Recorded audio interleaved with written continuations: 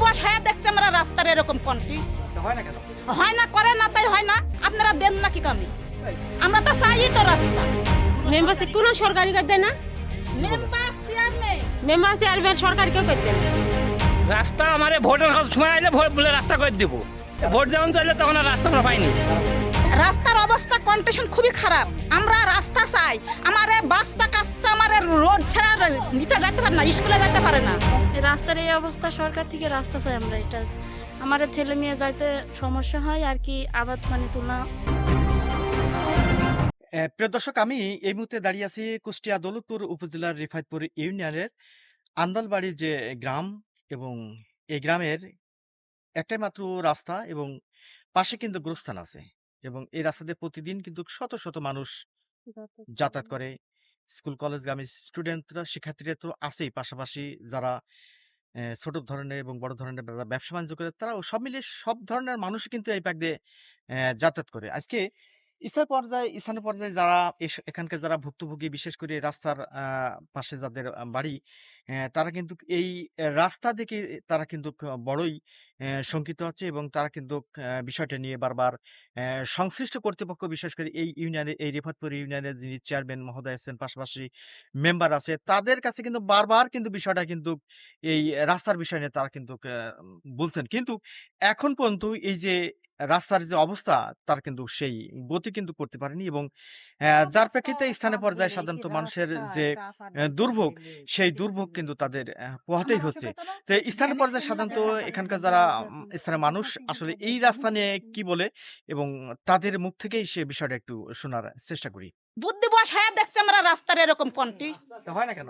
হয় না, করে না, তাই হয় না। আপনারা দেন না কি কামি? আমরা তো চাই তো রাস্তা। চেয়ারম্যান মেম্বার বলে দিব দিব হবে, এরকমই করে যায়। নেতারা কি বলে? নেতারা কি বলবে? ওই নেতারাও বলে দিব, নেতারাও বলে দিব। এবার কি সময় হয়েছে? এসে বলবে দিব। বাস্তবুল্লাহ আসলো, আমরা বললাম, আমরা ওই পাড়ায় রোডে গেনু, বললো দিব, এবার রাস্তা তোমার হয়ে যাবে, করে দিল না। কবে হবে রাস্তা? আমরা তো রাস্তা চাই। আমার জনার্দন সবাই রাস্তা চাই। আমরা কাদায় কিন্তু খুবই কষ্ট করি। রাস্তা হয় না, কোনো কই দেয় না। মেম্বারশিপ কোনো সরকারি কাজ দেয় না। মেম্বার চেয়ারম্যান মেম্বার চেয়ারম্যান সরকারি কেউ করতে না। রাস্তা আমার ভোটের সময় আইলে ভোট বলে রাস্তা করে দিব, ভোট যখন চললে তখন আর রাস্তা আমরা পাইনি। কারা বলে কথা?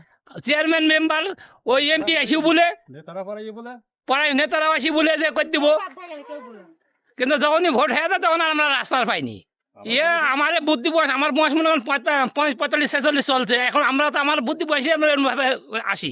বাড়ি হেলে আমার ওই পাড়ায় গাড়ি থেকে যাই গোরস্থান পাড়াই।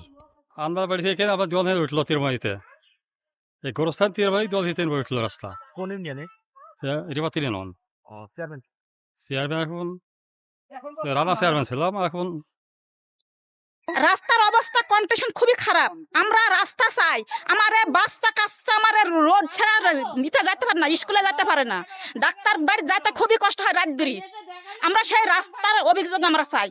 আমার মেম্বার চেয়ারম্যান কেউই আমার রাস্তা দেয় না। বাস্তুর চেয়ারম্যান আছে, ভোটের নাকি নাই চলো, আমরা ওই রোডে গেছুন চাইতে, কিন্তু সেও কিন্তু রাস্তা দিনি বলিছে দিব, এই রাস্তা কিন্তু আমার করে দিল না। আমরা রাস্তাই চাই। এই রাস্তার এই অবস্থা, সরকার থেকে রাস্তা চাই আমরা। এটা আমার ছেলে মেয়ে যাইতে সমস্যা হয় আর কি, আবাদ পানি তোলা। আপনারা যত তাড়াতাড়ি পারেন আমার এই রাস্তাটা দিবেন। এই কাদা হইলে তো যাইতে পারে না। চেয়ারম্যান মেম্বার আমার এলাকাতে আছে, রানা চেয়ারম্যান। উনি কি বলে, উনি বলে হবে এবং আসতে এই হ্যান ত্যান। এটা রিফায়েতপুর ইউনিয়নে।